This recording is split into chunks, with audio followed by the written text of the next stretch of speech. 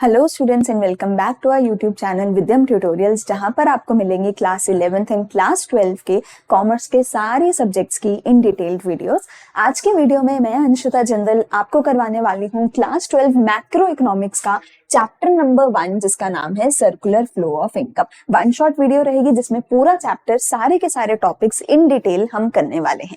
तो चलो स्टार्ट करते हैं फर्स्ट टॉपिक से। वेरी फर्स्ट टॉपिक हमारा रहने वाला है कि मैक्रो इकोनॉमिक्स क्या है। देखो, क्योंकि पहला चैप्टर है तो ये एक इंट्रोडक्टरी चैप्टर है जिसमें हम आपको इंट्रोडक्शन दे रहे हैं कि ये जो आपका सब्जेक्ट है मैक्रो इकोनॉमिक्स ये है क्या। ठीक है, तो पहले इसके बारे में समझते हैं। So macroeconomics is that part of economic theory which studies the behavior of aggregates of the economy as a whole।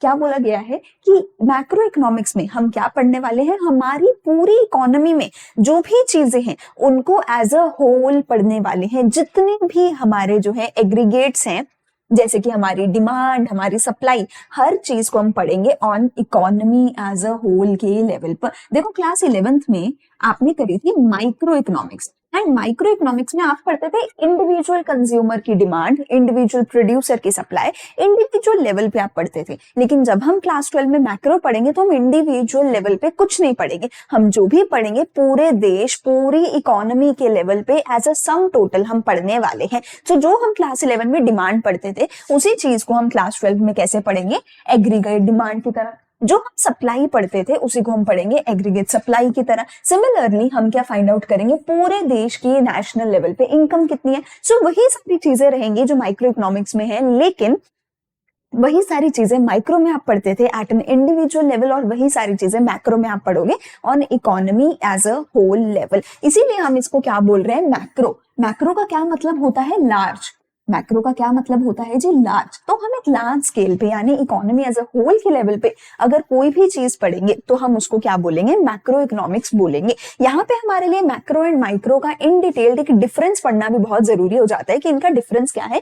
And important question यहाँ से बनता है, बहुत बार ये क्वेश्चन डिफरेंस का हमारे पास पेपर में देखने को मिलता है। सबसे पहले मतलब समझते हैं। As I have already explained, microeconomics क्या है, is that part of economic theory which studies the behaviour of individual units of an economy. जो भी पढ़ेंगे इंडिविजुअल लेवल पे पढ़ेंगे माइक्रो इकोनॉमिक्स में। And macroeconomics is that part of theory which studies the behaviour of aggregates of the economy as a whole. Macro में same चीजों को, demand को, सप्लाई को, हर चीज को हम पढ़ेंगे इकोनॉमी एज अ होल के लेवल पे। दूसरी चीज आती है टूल्स। तो माइक्रो में हम क्या यूज करते थे, डिमांड, सप्लाई। मैक्रो में हम क्या यूज करेंगे, aggregate demand, aggregate supply. Aggregate मतलब टोटल, सम टोटल, पूरी, है ना। तो पूरे देश की सप्लाई, पूरे देश की डिमांड, उसको हम क्या बोलेंगे, एग्रीगेट डिमांड, एग्रीगेट सप्लाई, जो हम पढ़ेंगे। बेसिक ऑब्जेक्टिव क्या है, यहाँ पे हमारा बेसिक ऑब्जेक्टिव था प्राइस डिटरमाइन करना। हम क्या करते थे, देखो, डिमांड, सप्लाई, इन सबसे इक्विलिब्रियम प्राइस निकालने की कोशिश हम कर रहे थे 11th माइक्रो इकोनॉमिक्स में। मैक्रो में देखो हम क्या करेंगे, it aims to determine income and employment level of the economy। So देखो, सबसे पहला चैप्टर ही हमारा इसके बाद रहने वाला है नेशनल इनकम का। तो हम इसमें नेशनल इनकम निकालने की कोशिश करते हैं, एम्प्लॉयमेंट निकालने की कोशिश करते हैं कि पूरे देश में लोगों की इनकम कितनी है, एम्प्लॉयमेंट कितनी है। लेकिन 11th में हम माइक्रो में क्या करते थे, सिर्फ प्राइस कितना है किसी पर्टिकुलर चीज का, एप्पल का प्राइस कितना है एंड सो ऑन, सिर्फ वो बताने की कोशिश हम करते थे। फिर डिग्री ऑफ एग्रीगेशन, कितना एक सम टोटल हम कर सकते हैं। It involves limited degree of aggregation, बहुत थोड़ा थोड़ा हम टोटल करते थे। जैसे कि हम पढ़ते थे मार्केट डिमांड, जिसका मतलब था एक प्रोडक्ट की कितनी डिमांड है पूरी मार्केट में। लेकिन यहाँ पे हम पढ़ते हैं highest degree of aggregation macro economics में, पूरे देश के नेशनल लेवल पे हम यहाँ पे एग्रीगेशन करते हैं। For example, aggregate demand is derived for the entire economy. Similarly अगली चीज आते हैं अजम्पशंस क्या है। माइक्रो में हम अजम्पशन लेते हैं कि मैक्रो इकोनॉमिक वेरिएबल्स कांस्टेंट हैं, जैसे कि national income, consumption, savings constant है। और मैक्रो में हम अजम्पशन लेते हैं कि माइक्रो इकोनॉमिक वेरिएबल्स मेरे सारे के सारे कांस्टेंट है, जैसे कि हमारी क्या हो गया, decision of the households of and the firms, prices, ये सारी चीजें हम इसमें कांस्टेंट लेकर के चलते हैं। अदर नेम, माइक्रो के लिए हमारे पास दूसरा नाम क्या है? Price theory. माइक्रो के लिए दूसरा नाम मेरे पास क्या है? Price theory. लेकिन मैक्रो के लिए दूसरा नाम मेरे पास क्या है? इनकम एंड एम्प्लॉयमेंट की थ्योरी। क्योंकि देखो माइक्रो में हम प्राइस निकालने की कोशिश करते थे तो उसको माइक्रो में हमने प्राइस थ्योरी बोला। मैक्रो में हम इनकम एंड एम्प्लॉयमेंट निकालने की कोशिश करते हैं तो इनकम एंड एम्प्लॉयमेंट थ्योरी हमने मैक्रो इसको बोल दिया। एग्जाम्पल क्या है? माइक्रो में individual income, individual output, individual demand, individual supply. Macro में क्या होगा? Aggregate demand, aggregate supply, national income, national output. पूरे देश के लेवल पे जब भी कोई चीज पढ़ेंगे तो वो मैक्रो इकोनॉमिक्स में आएगी। आई होप ये क्वेश्चन आपको क्लियर होगा, डिफरेंस क्लियर होगा।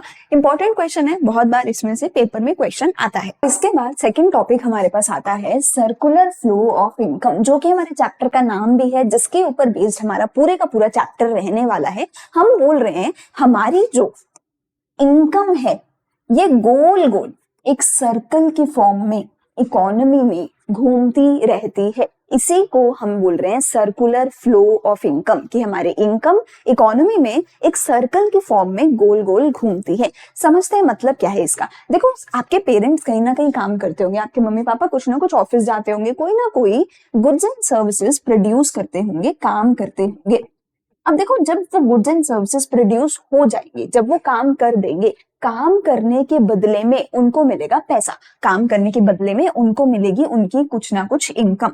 अब वो इनकम कमा के घर लेकर आएंगे, घर लाने के बाद वो उस इनकम से क्या करेंगे? वो उस इनकम से करेंगे एक्सपेंडिचर, वो उस इनकम से आपके सारे खर्चे पूरे करेंगे, आपकी स्कूल की फीस पे करेंगे, आपका घर का सारा खर्चा करेंगे। एंड खर्चा करके आपने खर्चा किया, वो पैसा कहाँ गया? वो पैसा उन्हीं कंपनीज के पास जाएगा ना जिन कंपनीज में हमारे मम्मी पापा पहले काम कर रहे थे। यानी कि कुछ एक कंपनीज होंगी जिन कंपनीज में जाके हम लोग काम करते हैं, हम उन कंपनीज से इनकम जनरेट करके, इनकम कमा के घर लेके आते हैं, घर पे लाके उस पैसे को हम खर्च करते हैं। और जब हम पैसा खर्च करते हैं, हम सामान खरीदते हैं, तो वो पैसा कहाँ जाता है? कंपनीज के पास ही तो जाता है, क्योंकि उन कंपनीज में हमारे जैसे लोगों ने ही तो जाके सामान बनाया था। तो जो सामान हमने यहाँ पे बनाया, हमने सबसे पहले प्रोडक्शन के फेज में कुछ सामान बनाया, कुछ गुड्स एंड सर्विसेज को प्रोड्यूस करा। उस गुड्स एंड सर्विसेज को प्रोड्यूस करने के बदले में हमें इनकम मिली। हमने उस इनकम को जाके बाजार में खर्च किया। किन चीजों पे खर्च किया? उन्हीं गुड्स एंड सर्विसेज पे खर्च किया ना जो हमने सबसे पहले बनाई थी। तो यानी कि जहां से हमारा पैसा शुरू हुआ था वहीं पे वापस पहुंच जाएगा। गुड्स एंड सर्विसेज बन के हमें पैसा मिला, हमने उस पैसे को बाजार में जाके खर्च किया और उन्हीं गुड्स एंड सर्विसेज को खरीद लिया।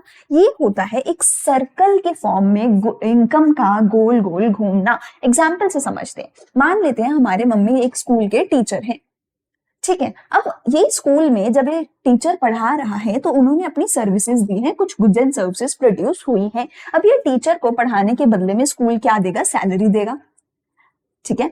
वो टीचर हमारे मम्मी क्या करेंगे? स्कूल से सैलरी लेकर आएंगे घर पे और हमारी स्कूल की जो फीस है उसको पे करेंगे। अब जब स्कूल फीस पे करी तो वो पैसा घूम के किसके पास गया? वो पैसा घूम के स्कूल के पास गया और फिर वो स्कूल क्या करेगा? उस पैसे से वापस से टीचर्स को सैलरी दे देगा। आप इसमें से अब कोई भी एक चीज को हटा के देखो। मान लेते हैं कि ये जो स्कूल टीचर है, स्कूल है, वो अपने टीचर को सैलरी पे नहीं करता। अगर स्कूल टीचर को सैलरी पे नहीं करेगा तो टीचर अपने बच्चे की स्कूल की फीस पे नहीं कर पाएगी। अगर टीचर स्कूल की फीस नहीं पे करेगी तो ये स्कूल के पास पैसा नहीं आएगा फीस का, यानी कि वो स्कूल आगे भी कभी टीचर्स को सैलरी पे करने के लायक बचेगा ही नहीं। ऐसे ही किसी और चीज को हम यहाँ से हटा के देखते हैं। मान लेते हैं कि एक टीचर ने किसी पेरेंट्स ने स्कूल की फीस पे नहीं करी। अगर स्कूल की फीस पे नहीं करेंगे तो ये जो स्कूल है इसके पास पैसा नहीं आएगा। अगर हम स्कूल की फीस पे नहीं करेंगे तो स्कूल के पास इनकम नहीं आएगी, प्रॉफिट नहीं आएगा, तो स्कूल अपने एम्प्लॉइज को, अपने टीचर्स को सैलरी नहीं पे कर पाएगा। तो उससे क्या होगा? हमारे ही मम्मी पापा की जो है स्कूल में वो टीचर जो थे उनकी जॉब छीन ली जाएगी और उनको जो है अब सैलरी नहीं मिल पाएगी। तो अगर इस पूरे सर्कल में से कोई एक चीज भी आगे पीछे हो जाए, कोई एक चीज भी हट जाए तो पूरे का पूरा सर्कल जो है खराब हो जाएगा। नंबर 1 कि हमारी इनकम जो है सर्कल की फॉर्म में चलती है। एंड देखो ये पूरा ये सर्कल है, ठीक है ना। ये सर्कल अगर कहीं से भी टूटा मैंने कहीं से भी सर्कल को ओपन कर दिया तो फिर वो सर्कल नहीं रहेगा, फिर वो जो है पूरे का पूरा प्रोसेस खराब हो जाएगा। दूसरी चीज, क्योंकि एक सर्कल है तो हमें पता ही नहीं होता कि सर्कल स्टार्ट कहाँ से हो रहा है, खत्म कहाँ पे हो रहा है। तो हमें बस पता है 3 फेजेस हैं, वी डोंट नो इनकम कहाँ से शुरू हो रही है, कहाँ खत्म हो रही है। एंड अगर सर्कल टूटा तो तीनों में से कोई भी फेज एज इट इज नहीं चल पाएगा। क्या 3 फेजेस है सर्कुलर फ्लो ऑफ इनकम में? पहले पैसा प्रोड्यूस होता है, जनरेट होती है इनकम, फिर वो इनकम एम्प्लॉइज के बीच में, लेबर के बीच में, लोगों के बीच में बांट दी जाती है इन द फॉर्म ऑफ इनकम। फिर वो लोग अपने पैसे को बाजार में लेकर जाते हैं और खर्चा करते हैं, एक्सपेंडिचर फेज। और उसके बाद वो जो खर्चा करते हैं वो वापस उन्हीं गुड्स एंड सर्विसेज पे करते हैं जो सबसे पहले प्रोडक्शन फेज में प्रोड्यूस हुई थी। यही है circular flow of income. I hope आपको चीज पूरी क्लियर होगी। इसी चीज के अब हम डेफिनेशन पढ़े तो it refers to the cycle of generation of income in the production process. क्या बोला? प्रोडक्शन प्रोसेस में इनकम जनरेट हुई, फिर वो इनकम डिस्ट्रीब्यूट हुई, यानी कि फेज 2 में आए among the factors of production. Factors of production मतलब वो सारे लोग जिन्होंने भी प्रोडक्शन करने में मदद करी थी, उनको उनकी इनकम डिस्ट्रीब्यूट हो जाएगी। And finally its circulation from households to the firms in the form of consumption expenditure. क्या बोला? सबसे पहले इनकम जनरेट होती है प्रोडक्शन के प्रोसेस में, उसके बाद वो इनकम डिस्ट्रीब्यूट कर दी जाती है उन सभी लोगों को जिन्होंने प्रोडक्शन में काम किया था। एंड उसके बाद वो इनकम सर्कुलेट हो जाती है जब एक हाउसहोल्ड जो है वो अपनी कंजम्पशन के लिए खर्चा करता है, तो वो इनकम वापस से हाउसहोल्ड से फर्म के पास चली जाती है। कैसे? क्योंकि हम खर्चा करते हैं गुड्स एंड सर्विसेज पे। जो गुड्स एंड सर्विसेज किसने प्रोड्यूस करी थी? फेज 1 में फर्म्स ने, प्रोड्यूसर ने प्रोड्यूस करी थी। ये हो गई हमारी सर्कुलर फ्लो ऑफ इनकम की डेफिनेशन। ये हो गया हमारा सर्कुलर फ्लो ऑफ इनकम का डायग्राम। अगर क्वेश्चन आ जाए सर्कुलर फ्लो ऑफ इनकम का डायग्राम बनाओ, तो आपको सिंपली जो है ये पूरा डायग्राम जिसमें 3 फेजेस हैं हमारे, ये पूरा डायग्राम आपको बना के आना है और एक्सप्लेन करना है कि सबसे पहले एक प्रोड्यूसर प्रोडक्शन करता है और वहां पे इनकम जनरेट होती है। फिर प्रोड्यूसर को प्रोडक्शन में जिन लोगों ने मदद करी, जिनको हम क्या बोल रहे हैं? Factors of production. इनके बारे में हम अभी आगे भी और डिटेल में बात करने वाले हैं। तो प्रोड्यूसर की जिन्होंने मदद करी, सभी फैक्टर्स ऑफ प्रोडक्शन को प्रोड्यूसर पैसा देता है, इनकम देता है, इनकम डिस्ट्रीब्यूट करता है। फिर यही लोग अपने इनकम को बाजार में लेके जाते हैं, खर्चा करते हैं और खर्चा करके वापस से जो पैसा है प्रोड्यूसर के पास पहुंच जाता है। क्यों? क्योंकि खर्चा किन चीजों पे किया जाता है? देखो, क्योंकि खर्चा किन चीजों पे किया जाता है? Consumption expenditure on goods and services produced by the firms, by the producer. तो खर्चा उन्हीं चीजों पे किया जा रहा है जो गुड्स एंड सर्विसेज प्रोड्यूसर ने फेज 1 में प्रोड्यूस करी थी। इन्हीं चीजों से, इन्हीं सबसे हमारे पास 3 फेजेस, इससे हमारे पास क्या निकल के आए? 3 different phases in circular flow of income. Circular flow of income में 3 फेजेस निकल कर आए। कौन से? Generation phase, income generation phase, income generate हुई, income distribution phase, income distribute हो गई among factors of production, disposition phase, income को बाजार में जाके खर्च कर दिया गया। एक्सपेंडिचर फेज या डिस्पोजिशन फेज आप इसको यहाँ पे बोल सकते हो। आई होप पूरा टॉपिक आपको क्लियर होगा। इसके बाद एक टॉपिक हमारे लिए समझना जरूरी है जो है हमारा 4 सेक्टर्स ऑफ एन इकोनॉमी, जिसके बाद हम और आगे सर्कुलर फ्लो को डिटेल में अच्छे से समझ पाएंगे। तो यहाँ पे ये बोला गया कि कोई भी देश की इकोनॉमी है, कोई भी इकोनॉमी है, हर इकोनॉमी में ना 4 सेक्टर्स ऑपरेट कर रहे होते हैं।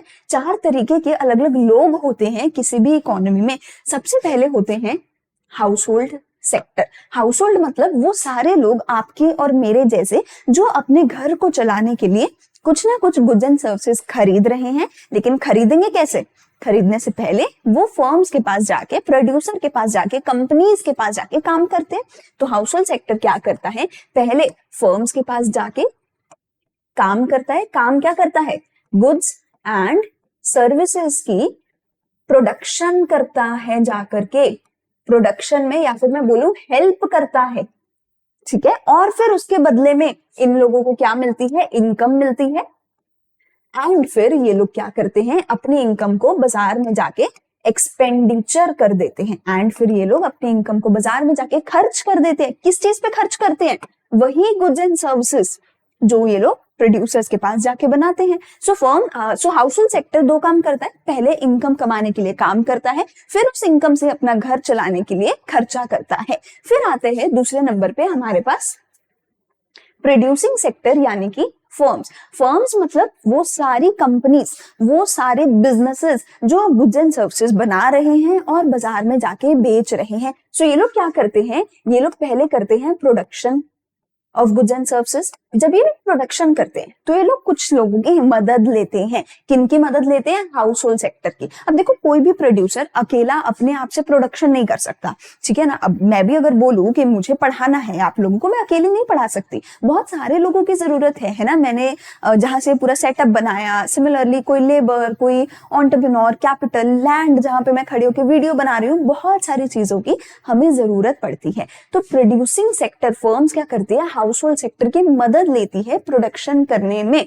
और उनकी मदद से प्रोडक्शन करती है। एंड प्रोडक्शन करके ये लोग क्या करते हैं, जो भी पैसा कमाते हैं उससे इनकम डिस्ट्रीब्यूट कर देते हैं to the household sector. Production करके पैसा बांट देते हैं किसको? हाउस होल्ड सेक्टर को। अब अगर पैसा बांटा है, पैसा कमाना भी तो है, पैसा कमाएंगे कैसे? पैसा कमाएंगे कैसे? By selling goods and services. ये लोग अपना पैसा कमाते हैं, अपना प्रॉफिट कमाते हैं by selling goods and services. किसको बेचते हैं? अगेन हाउस होल्ड सेक्टर को ही बेचते हैं। और उस पैसे से ये लोग क्या करते हैं, इनकम डिस्ट्रीब्यूट कर देते हैं उन सभी लोगों को जिन्होंने प्रोडक्शन में मदद करी थी। कौन मदद करता है? हाउस होल्ड सेक्टर प्रोडक्शन करने में मदद करता है। आई होप अगेन सब चीज समझ आ रही होगी। कोई भी डाउट्स है तो आप पूछ सकते हैं कमेंट सेक्शन में कमेंट करके। अगली चीज हमारे पास आती है हमारा गवर्नमेंट सेक्टर। गवर्नमेंट सेक्टर क्या है? सबको पता है कि हर देश में एक सरकार होती है, prime minister, president, ministers, chief ministers.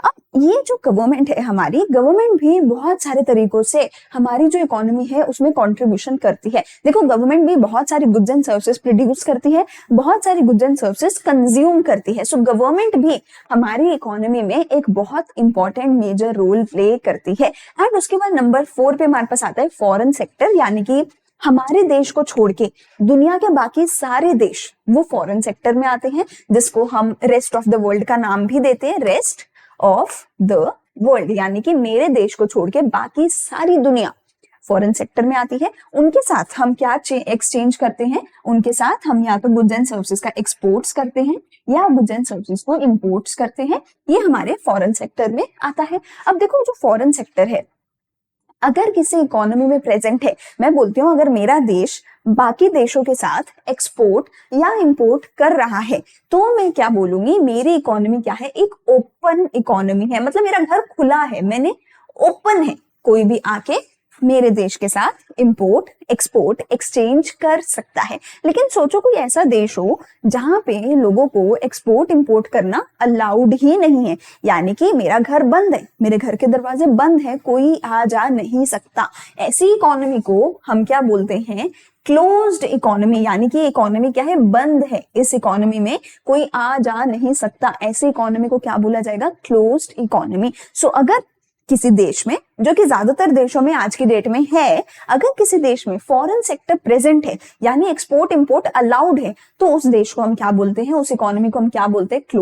Open economy. और अगर किसी देश में, जैसे कि इंडिया में भी था पहले, अगर किसी देश में इंपोर्ट एक्सपोर्ट अलाउड नहीं है, उस देश को हम क्या बोलते हैं? क्लोज्ड इकोनॉमी बोलते हैं। ठीक है जी। अब हमने क्या पढ़ा? हमारे पास 4 सेक्टर्स हैं। हाउस होल्ड सेक्टर यानी कि आपके और मेरे जैसे लोग जो काम करते हैं, पैसा कमाते हैं और फिर उससे खर्चा करके अपना घर चलाते हैं। प्रोड्यूसिंग सेक्टर यानी कि वो कंपनीज, जो कंपनी सामान बनाती हैं, गुड्स एंड सर्विसेज को बेच के पैसा कमाती है और उस पैसे से उन सभी लोगों को इनकम देती है जिन्होंने मदद करी थी प्रोडक्शन में। गवर्नमेंट सेक्टर हमारे देश की सरकार, जो हमारी गुड्स एंड सर्विसेज को, बहुत सारे गुड्स एंड सर्विसेज को प्रोड्यूस भी करती है, कंज्यूम भी करती है।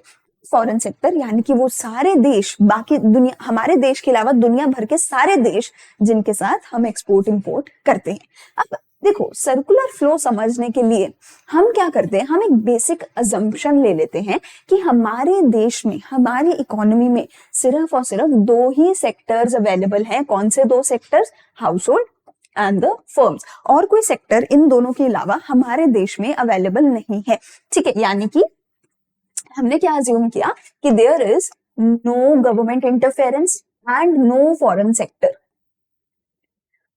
हमारा हमारे देश में गवर्नमेंट इंटरफेरेंस जीरो है, गवर्नमेंट कोई इंटरफेरेंस नहीं कर रही है, गवर्नमेंट है ही नहीं, एंड हमारे देश में फॉरेन सेक्टर भी नहीं है, यानी हमारी इकोनॉमी कौन सी है, ओपन या क्लोज्ड, क्लोज्ड इकोनॉमी है यानी हमारी, ठीक है जी। अब इसी चीज को हमने क्या बोला है, एक टू सेक्टर इकोनॉमी का नाम दिया है। हम क्या बोलते हैं, सर्कुलर फ्लो को समझने के लिए, सर्कुलर फ्लो को पढ़ने के लिए हमने अज्यूम कर लिया कि वैसे तो 4 होते हैं सेक्टर, हमें पता है, पर 4 में से अगर मैं बोलूं 2 है ही नहीं, अज्यूम कर लो, मान लो कि ये तो है ही नहीं, तो हमारे पास 2 सेक्टर बचे, house hold sector and the firms. और यही हाउस होल्ड सेक्टर और फर्म्स जब आपस में लेन देन करेंगे, इसको हम क्या नाम देंगे, circular flow in a two sector economy, ठीक है। अब इसके अलावा कुछ एक और हमारे पास assumptions है कि जो हाउस होल्ड सेक्टर है, it supplies factor services only to the firms and firms hire factor services only from the households। अब ये assumption समझने से पहले हमारे लिए ये समझना बहुत जरूरी है कि फैक्टर सर्विसेज होता क्या है। सो चलो अब हम समझ लेते हैं सबसे पहले कि फैक्टर सर्विसेज क्या है, जो हम पीछे बार बार बोल रहे थे। उसके अलावा हमने पहले भी बोला फैक्टर्स ऑफ प्रोडक्शन, तो ये फैक्टर्स ऑफ प्रोडक्शन क्या है, फैक्टर सर्विस क्या है, एक बार इसके बारे में हम बात करते हैं। सो देखो, आपने थोड़ा सा, अगर किसी को याद है, 10th क्लास में भी हम पढ़ते थे कि हमारे पास टोटल 4 फैक्टर्स ऑफ प्रोडक्शन होते हैं। There are total 4 factors of production, यानी कि 4 ऐसे लोग होते हैं जो प्रोडक्शन करने में एक प्रोड्यूसर की हेल्प करते हैं। सबसे पहला फैक्टर ऑफ प्रोडक्शन होता है लेबर, नंबर 2 होता है लैंड, नंबर 3 होता है कैपिटल, एंड नंबर 4 पे होते हैं हमारे एंटरप्रेन्योर्स। अब देखो, हमारे पास in total 4 factors of production होते हैं, 4 ऐसे लोग होते हैं जो प्रोडक्शन करने में प्रोड्यूसर को मदद करते हैं, यानी कि लेबर, लैंड, कैपिटल और एंटरप्रेन्योर। बोला जाता है कोई भी बिजनेसमैन अगर प्रोडक्शन करना चाहे, इन चारों फैक्टर्स ऑफ प्रोडक्शन के बिना प्रोडक्शन करना पॉसिबल नहीं है। सो हमें ये 4 फैक्टर्स ऑफ प्रोडक्शन तो चाहिए ही चाहिए प्रोडक्शन करने के लिए, एंड इन्हीं चारों को हम फैक्टर्स ऑफ प्रोडक्शन बोलते हैं। जब ये लोग अपनी सर्विसेज देते हैं एक बिजनेसमैन को, तो उसी को हम क्या बोलते हैं, फैक्टर सर्विसेज भी बोलते हैं। तो हमारे पास 4 फैक्टर्स ऑफ प्रोडक्शन है जिनकी सर्विसेज को हम फैक्टर सर्विसेज बोलते हैं, यानी कि लैंड, लेबर, कैपिटल, एंटरप्रेन्योर। अब इनको कंपनी, प्रोड्यूसर एक जो है, वो पेमेंट भी तो करती है ना, उस पेमेंट को क्या बोलते हैं, देखो, लेबर को हम क्या पे करते हैं, वेजेस, सैलरीज, लैंड को हम क्या पे करते हैं, रेंट, कैपिटल पे हम क्या पे करते हैं, इंटरेस्ट, आप लोग अकाउंट्स में एंट्री करते होंगे, इंटरेस्ट ऑन कैपिटल, और एक एंटरप्रेन्योर, एक ओनर घर पे क्या लेके जाता है, इन सबको पे करने के बाद बचा हुआ प्रॉफिट। अब ये जो पेमेंट करी है, इसको हम क्या बोलते हैं, फैक्टर पेमेंट या फैक्टर इनकम, हम इस चीज को बोलते हैं। So in total 4 factors of production है जिनकी सर्विसेज को हम फैक्टर सर्विसेज बोलेंगे, और यही फैक्टर सर्विसेज के बदले में मिलने वाली पेमेंट को हम आगे फैक्टर पेमेंट भी बोलने वाले हैं। इसका स्क्रीनशॉट ले लेना, इसको अच्छे से याद कर लेना, बिकॉज आगे भी बहुत जगह पे नेशनल इनकम में आपको ये चीज काम आने वाली है, एंड आपको पता होना चाहिए कि क्या 4 फैक्टर्स ऑफ प्रोडक्शन है, उनको क्या पेमेंट्स करी जाती हैं। चलो अब समझते हैं हम आगे क्या बोल रहे थे। हमने क्या बोला, household supplies factor services. अब सबको पता होगा फैक्टर सर्विसेज 4 तरीके की services only to the firms. Household सिर्फ फर्म को फैक्टर सर्विसेज देती है, और फर्म्स भी फैक्टर सर्विसेज किससे लेते हैं, सिर्फ और सिर्फ हाउस होल्ड से लेते हैं। Firms produce goods and services and sell their entire output to the household. क्या बोला, जो फर्म्स हैं वो गुड्स एंड सर्विसेज को प्रोड्यूस करती हैं, और जितना प्रोड्यूस होता है सारे का सारा बाहर जाके बाजार में बेच दिया जाता है। किसको बेचा जाता है, हाउस होल्ड्स के पास बेचा जाता है, हाउस होल्ड्स उसको खरीदते हैं। House holds receive factor income. अब फैक्टर इनकम क्या थी, फैक्टर सर्विसेज के बदले में मिलने वाली पेमेंट फैक्टर इनकम, यानी कि वेजेस, सैलरीज, रेंट, ये सारी चीजें, ठीक है।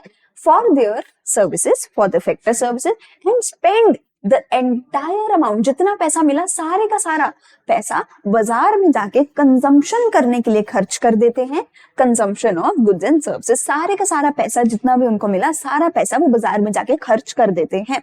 देयर आर नो सेविंग्स, कोई भी सेविंग्स नहीं करता है, ना तो हमारे हाउस होल्ड सेविंग्स करते हैं और ना ही हमारी जो फर्म्स है वो सेविंग्स करते हैं। इकोनॉमी में सेविंग्स कोई नहीं करता है। ये है हमारी सारी अजम्पशंस कि हम क्या अज्यूम कर रहे हैं, 2 ही सेक्टर है, गवर्नमेंट और फॉरेन सेक्टर नहीं है। इन 2 सेक्टर्स के बीच में लेन देन होता है। फर्म्स जो है, हाउस होल्ड जो है फर्म्स के साथ आपस में लेन देन करते हैं। एंड कैसे हमने और क्या अजम्पशंस ली वो सारी आप पढ़ सकते हो। अगर आपको पढ़ना है तो आप इसका स्क्रीनशॉट भी ले सकते हो, ठीक है। चलो आगे हमारे पास आता है अब circular flow of income in a two sector economy. अब देखो सबसे पहले तो हमने बोला कि सर्कुलर फ्लो ऑफ इनकम क्या है, तो 3 फेजेस होते हैं सर्कुलर फ्लो ऑफ इनकम के, जो हमने ऑलरेडी पढ़ लिया। इन तीनों फेजेस में कैसे गोल चक्कर हमारा घूम रहा है only and only between households and firms, हम वो भी पढ़ेंगे। कुछ साल पहले तक, आई थिंक कोविड से पहले तक, हम चारों के बीच में पढ़ते थे, गवर्नमेंट और फॉरेन सेक्टर वो भी होता था और फिर पढ़ते थे। लेकिन अब आपके सिलेबस को सिंप्लीफाई कर दिया है, सिर्फ हाउसहोल्ड्स और फर्म्स के बीच में होने वाली ट्रांजेक्शंस को हम बोलते हैं circular flow of income in a two sector economy. सिर्फ इतना ही आपके सिलेबस में है। तो हाउसहोल्ड और फर्म्स के बीच में हम देखते हैं क्या लेन देन हो सकता है, क्या क्या ट्रांजैक्शंस हो रही हैं। देखो सबसे पहले क्या होगा, गुड्स एंड सर्विसेज प्रोड्यूस करी जाएंगी और बाजार में बेची जाएंगी, ठीक है। अब सबसे पहले गुड्स एंड सर्विसेज को प्रोड्यूस करना है। प्रोड्यूस कैसे करोगे? With the help of the factors of production. कौन से थे? लैंड, लेबर, कैपिटल और एंटरप्रेन्योर। 4 फैक्टर्स ऑफ प्रोडक्शन थे, उनके सर्विस को हमने क्या बोला है? फैक्टर सर्विस बोला है। कौन किसको दे रहा है फैक्टर सर्विस? हाउसहोल्ड्स दे रहे हैं factor service to the firm. अब फैक्टर सर्विस के बदले में फर्म्स क्या देंगी हाउसहोल्ड्स को? फर्म्स देंगी हाउसहोल्ड्स को फैक्टर पेमेंट। क्या फैक्टर पेमेंट? लैंड का रेंट, लेबर की वेजेस, कैपिटल का इंटरेस्ट एंड एंटरप्रेन्योर का प्रॉफिट। ये देगा कौन? फर्म्स देंगी हाउसहोल्ड्स को। अब जब इन लोगों ने पैसा कमा लिया तो ये उस पैसे से जाके क्या करेंगे? बाजार में खर्चा करेंगे, सामान खरीदेंगे। क्या करेंगे? Consumption expenditure. किस पे? On goods and services. Goods and services किसने बनाई थी? फर्म्स ने। कौन बेच रहा है? फर्म्स बेच रही हैं। तो फर्म्स जो गुड्स एंड सर्विसेज बेच रहे हैं उन पे होने वाले खर्चे को हम क्या बोल रहे हैं? Consumption expenditure. और जब इन्होंने खर्चा कर दिया, खर्चे के बदले में फर्म्स इनको क्या दे देंगी? Goods and services. तो गुड्स एंड सर्विसेज यहाँ पे फर्म्स ने इनको दे दी और उसके बदले में इन्होंने क्या किया? फर्म्स को पैसा दे दी। तो इन शॉर्ट यहाँ पे हो क्या रहा है? हाउसहोल्ड्स ने जाके फर्म्स के पास काम किया, फैक्टर सर्विस दी, फर्म्स ने उनको बदले में उनका पैसा दे दिया। तो उस पैसे से बाजार में जाके हाउसहोल्ड्स ने कंजम्पशन एक्सपेंडिचर किया, जिसके बदले में फर्म्स ने उनको गुड्स एंड सर्विसेज दे दी। ये हो गया हमारा पूरा circular flow of income in a two sector economy का मॉडल। अब देखो अगर पेपर में क्वेश्चन आते कि सर्कुलर फ्लो ऑफ इनकम बताओ, तो आप 3 फेजेस बता के आना और 3 फेजेस वाला डायग्राम बना के आना। अगर पेपर में क्वेश्चन आता है circular flow in a two sector economy बताओ, तो फिर ये पूरा टू सेक्टर इकोनॉमी वाला बना के आना, वहां पे 3 फेजेस मत बना के आ जाना, ठीक है। याद रखना अच्छे से। चलो अब देखो एक और कॉन्सेप्ट यहाँ पे मेरे पास आता है, real flow versus money flow का, जो कि हमारे सर्कुलर फ्लो से रिलेटेड है। अब देखो सर्कुलर फ्लो में ना हमने इन टोटल 4 ट्रांजैक्शंस करी हैं, 4 चीजों का लेन देन यहाँ पे हो रहा है। 4 एरो इधर से उधर जा रहे हैं, आप लोग देख सकते हो। इन्हीं 4 एरोस को, इन्हीं चारों ट्रांजैक्शंस को हमने 2 पार्ट्स में डिवाइड किया है, real flow, money flow. Money flow से तो तुम्हें ना साफ साफ समझ आ रहा होगा, मनी मतलब पैसे का फ्लो। लेकिन रियल फ्लो का क्या मतलब है? गुड्स एंड सर्विसेज का फ्लो। इन्हीं चारों को हम कैटेगराइज करेंगे between real and the money flow, ठीक है। तो पहले मतलब समझ लेते हैं। रियल फ्लो मतलब गुड्स एंड सर्विसेज का लेन देन, गुड्स एंड सर्विसेज का flow between households and firms. Money flow मतलब पैसे का लेन देन, किसके बीच में? हाउसहोल्ड्स एंड फर्म्स के बीच में। काइंड ऑफ एक्सचेंज, किस तरीके का एक्सचेंज होता है? रियल फ्लो में गुड्स एंड सर्विसेज का एक्सचेंज होता है, मनी फ्लो में मनी का एक्सचेंज होता है। कोई प्रॉब्लम है क्या? डिफिकल्टी है? यस, रियल फ्लो में डिफिकल्टी हो सकती है बार्टर सिस्टम की, यानी कि अगर आप गुड्स के बदले में गुड्स ही एक्सचेंज करोगे तो बार्टर सिस्टम है, जहां पे बार्टर सिस्टम की प्रॉब्लम्स हो सकती है। लेकिन मनी फ्लो में ऐसे कोई दिक्कत हमें आने नहीं वाली है। रियल फ्लो का एक और नाम होता है, क्या नाम है? Physical flow. मनी फ्लो का भी नाम है, क्या नाम है? Nominal flow. इनके नाम याद करने मतलब आपको समझ आ ही गया होगा। रियल फ्लो मतलब सामान का, गुड्स एंड सर्विसेज का लेन देन। मनी फ्लो मतलब मनी का, पैसे का लेन देन between the households and the firms. अब देखते हैं हमारे जो 4 ट्रांजैक्शंस थे हाउसहोल्ड्स एंड फर्म्स के बीच में, उन चारों ट्रांजैक्शंस को हम कैसे डिवाइड करते हैं between the real flow and the money flow. उन चारों ट्रांजैक्शंस को हमने कैसे दोनों चीजों में बांटा, उनकी हम बात करते हैं, ठीक है। सो एज यू रिमेंबर, हमारे पास 2 साइड्स थी। एक साइड थी मेरी हाउसहोल्ड्स की और दूसरी साइड थी फर्म्स की, ठीक है। अब हाउसहोल्ड्स जो हैं वो फर्म्स को क्या दे रहे थे? सबसे पहले हाउसहोल्ड्स फर्म्स को क्या दे रहे थे? अपनी फैक्टर सर्विसेज। ये क्या होगा? रियल फ्लो, क्योंकि गुड्स एंड सर्विसेज का एक्सचेंज है, पैसा नहीं आया, फैक्टर सर्विसेज। अब इसी के बदले में फर्म्स ने हाउसहोल्ड्स को, फर्म्स ने हाउस होल्ड्स को क्या पेमेंट करी थी इसके बदले में? फैक्टर पेमेंट, फैक्टर इनकम जो उनकी दी थी। तो ये फैक्टर पेमेंट क्या होगी? हमारी मनी फ्लो। सो ये क्या है? मेरा रियल फ्लो, और ये क्या है? मेरा मनी फ्लो। तो रियल फ्लो मतलब गुड्स एंड सर्विसेज का लेन देन, तो वो यहां से यहां पे गई फैक्टर सर्विसेज, उसके बदले में मनी फ्लो में क्या आया? Factor payments. अब हाउस होल्ड ऑफ फर्म्स को क्या देंगे? अपनी कंजम्पशन के लिए एक्सपेंडिचर, यानी कि वो पैसा देंगे कि भैया हमें जो है कुछ ना कुछ खाना पीना है, हमें कंजम्पशन करनी है, तुम हमें सामान दो। उसके बदले में फर्म्स क्या देंगी हाउस होल्ड्स को? Goods and services. सो देखो हमने जो 4 ट्रांजेक्शन्स करी थी, कितने आराम से कितने प्यार से हमने उन चारों ट्रांजेक्शन्स को 2 पार्ट्स में डिवाइड कर दिया। एक हाउस होल्ड और फर्म्स के बीच में जो गुड्स एंड सर्विसेज का लेन देन हो रहा था, और एक हाउस होल्ड और फर्म्स के बीच में जो पैसे का लेन देन हो रहा है। अब फटाफट से मुझे बताओ इस डायग्राम में रियल फ्लो कौन सा है, मनी फ्लो कौन सा है? 1 मिनट पॉज करो और सोचो और बताना, फिर हम बात करते हैं, ठीक है? सो हाउस होल्ड एंड फर्म्स के बीच में अगर फैक्टर सर्विसेज का लेन देन होता है तो रियल फ्लो, हाउस होल्ड और फर्म्स के बीच में अगर कंजम्पशन एक्सपेंडिचर जा रहा है तो मनी फ्लो, फैक्टर पेमेंट्स फिर से money flow, and goods and services फिर से रियल फ्लो। आई होप आपको ये चीज क्लियर हो गई होगी। इसके बाद हमारा चैप्टर खत्म हो रहा है, बस एक छोटा सा टॉपिक रह गया, which is stock versus flow concept. अब देखो रियल फ्लो, मनी फ्लो में रियल और मनी का मतलब समझ आ गया होगा, मनी मतलब पैसा, रियल मतलब गुड्स एंड सर्विसेज, है ना? फ्लो क्या था? What is flow? एंड उसका एक ऑपोजिट वर्ड हमारे पास होता है स्टॉक। तो what is stock, what is flow, इनके बीच का डिफरेंस हमें पढ़ना है। देखते हैं। देखो स्टॉक का क्या मतलब है? It refers to that variable which is measured at a particular point of time.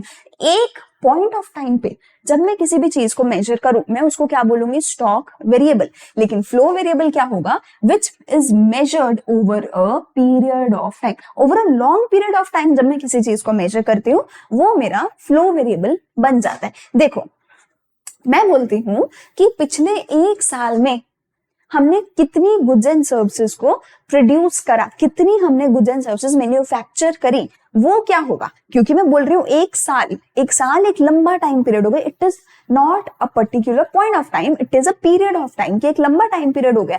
1 साल, 1 महीना, 1 हफ्ता, कोई भी टाइम पीरियड हो, बट एक लंबा टाइम पीरियड मतलब over a period of time होना चाहिए। अगर आप उसको फ्लो बोलो तो कितना गुड्स मैंने प्रोड्यूस किया 1 साल में, फ्लो कॉन्सेप्ट। लेकिन पिछले 1 जनवरी को कितनी सेल्स मैंने करी थी, देखो वो एक पर्टिकुलर पॉइंट ऑफ टाइम है, क्योंकि मैंने एक पर्टिकुलर डेट बता दी। 1 जनवरी को कितनी सेल्स मैंने करी थी, वहां पे कोई लॉन्ग पीरियड ऑफ टाइम तो है ही नहीं, तो वो क्या होगा? एक स्टॉक कॉन्सेप्ट। सो देखो स्टॉक कॉन्सेप्ट में हमारे पास कोई भी टाइम डायमेंशन नहीं होती है, लेकिन फ्लो कॉन्सेप्ट में हमारे पास टाइम डायमेंशन होती है, क्योंकि हम उसको मेजर कर सकते हैं कि 1 साल हुआ, 1 महीना हुआ, 1 हफ्ता हुआ, 2 महीने हुए, हम उसको मेजर कर सकते हैं, टाइम डायमेंशन है।